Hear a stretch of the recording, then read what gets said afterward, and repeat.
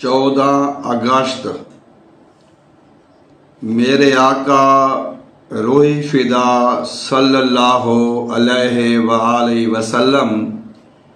आज 14 अगस्त है। आज के दिन भंडंडा से लेकर राजपुरा तक मुसलमानों का कत्ले आम जारी था और मैं मौजूद था।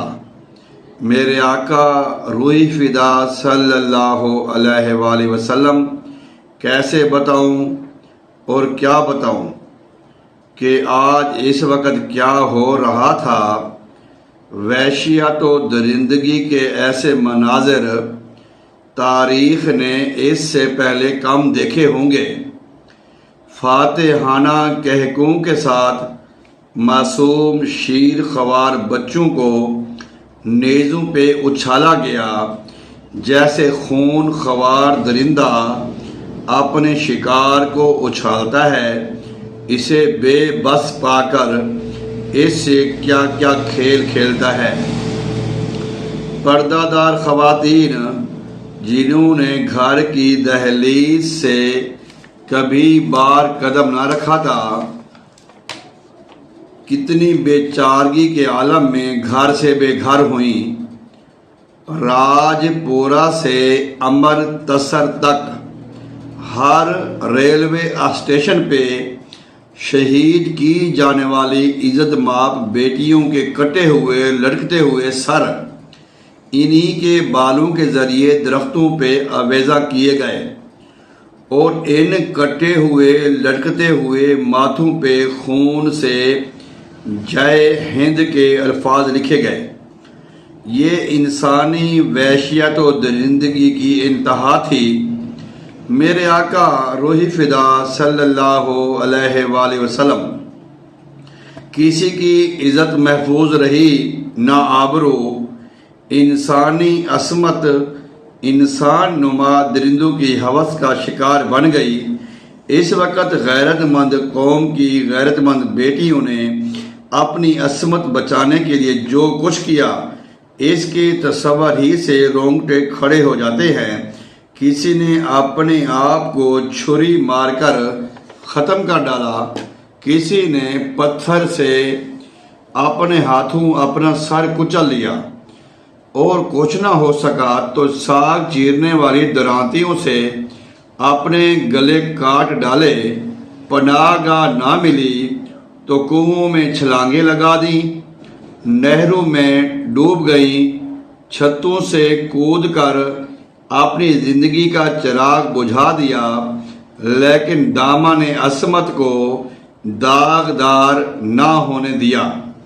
बाप की इज़्ज़त और भाई की गैरत ने जब खुद को मजबूर पाया तो अपनी ही बेटियों और बहनों को अपने ही हाथों ख़त्म कर डाला और गैरत की मौत को बेगैरती की ज़िंदगी पे तरजीह दी।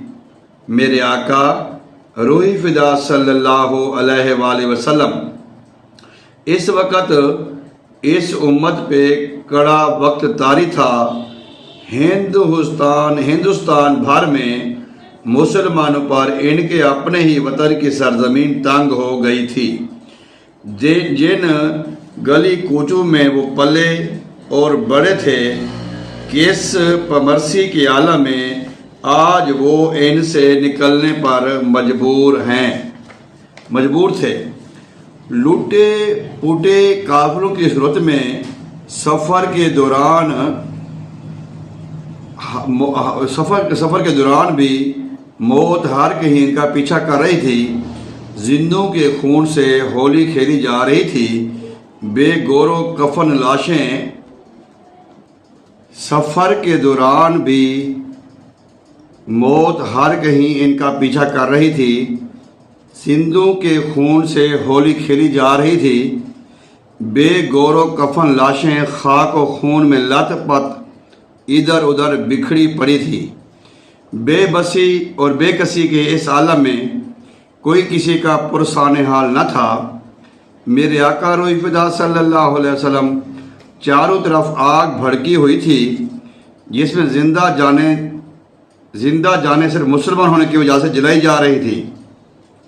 آگ لگانے اور بھڑکانے والے ہزاروں تھے، بجھانے والا کوئی نہ تھا۔ میرے آقا روح فدا صلی اللہ علیہ وسلم، میں یہ دردناک منظر دیکھ رہا تھا۔ میری آنکھیں ان مظلوموں کے حال زار پہ آنسو بہا رہی تھیں۔ اس دن کے روح فرسا منظر کو دیکھ کر زندگی نے دنیا کو اپنے لیے حرام قرار دیا۔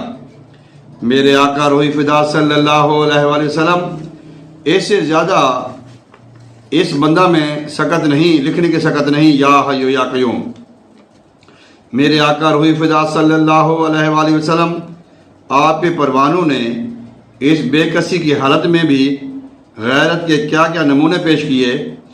ہجرت کے دوران سدواں جگراؤں ضلع لدھیانہ میں ایک مہاجرین کا کیمپ تھا۔ ایک دن چند ڈوگرے سپاہی گنے لیے کیمپ میں آ دھمکے۔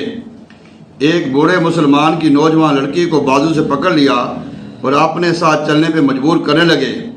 ابھی وہ 2 ہی قدم چلے ہوں گے کہ ایک نوجوان جو 3 فیتے والی پولیس کی 3 فیتے والی قمیض پہنے بیٹھا کھانا پکا رہا تھا، لپک کر اٹھا، ادھر ادھر دیکھا، کوئی ہتھیار نظر نہ آیا تو چولہے سے جلتی ہوئی ایک کھلپاڑی کھینچ لی۔ اس جوش سے ان کے سر پہ جا دھمکا، ان کے اوسان جاتے رہے اور وہ ہکا بکا اسے تکتے رہ گئے۔ اس نے آگے بڑھ کر ایسے زور سے وہ کھلپار ایک ڈوگرے سپاہی کے سر پہ ماری، اس کا سر کھکڑی کی طرح پھاٹک ہو گیا اور وہ زمین پر گرنے سے پہلے جہنم میں جا پہنچا۔ اگرچہ اس سپاہی کی ایک ساتھی کی گولی سے وہ غیرت مند نوجوان شہید ہو گیا، لیکن ایسی دھاگ بیٹھی کہ پھر کسی ڈوگرے کو اس کیمپ میں داخل ہونے کی جرات نہ ہو سکی، جبکہ یہ کیمپ کئی ماہ تک وہاں رہا۔ ایک شہادت کی برکت و عظمت پورے کیمپ کی عظمت کی پاسبان بن گئی۔ میرے آقا روح فدا صلی اللہ علیہ وسلم، میں اپنے ہم وطن ان بچوں کے جذبہ ایمانی کو سلام پیش کرتا ہوں جنہوں نے راہ حق میں اپنی جانوں کا نذرانہ پیش کر کے ملت کو ہمیشہ کے لیے سر بلند کر دیا۔ ان عفت معاف خواتین اسلام کو سلام کرتا ہوں جنہوں نے اپنی جانوں پہ کھیل کر ملت کی آبرو کو بے آبرو نہ ہونے دیا۔ ان باہمت نوجوانوں اور جواہمت بوڑھوں کو سلام کرتا ہوں جنہوں نے اپنا سب کچھ قربان کر کے ملی غیرت و اہمیت و جرأت کے جذبے کو ہمیشہ کے لیے مٹنے سے بچا لیا۔ میرے آقا روح فدا صلی اللہ علیہ وسلم، کسی بھی اپنی پیاری چیز کو قربان کرنا وفا کی حد اور اپنی جان تک قربان کر دینا فدا کی حد ہے۔ آپ کی امت کے ان سب با وفا شہیدوں کو ہم خاک نشینوں کا انتہائی محبت اور عقیدت بڑا سلام ہو۔ میرے آقا روح فدا صلی اللہ علیہ وسلم، یہ قربانی اسلام کے لیے دی گئی، قبول فرما کر اس کا بول بالا فرمائیں، آمین۔ بے شک جانیں قربان کرنے والے، اسلام کی خاطر اپنے گھر بار چھوڑنے والے اہل اسلام اگر توحید سے منہ موڑ لیتے، بتوں سے رشتہ جوڑ لیتے، لا الہ الا اللہ محمد رسول اللہ کی بجائے ان کی زبانوں پر ہری اوم کے کلمات جاری ہو جاتے، تو اپنے ہی وطن کی سرزمین ان پہ یوں تنگ نہ کی جاتی۔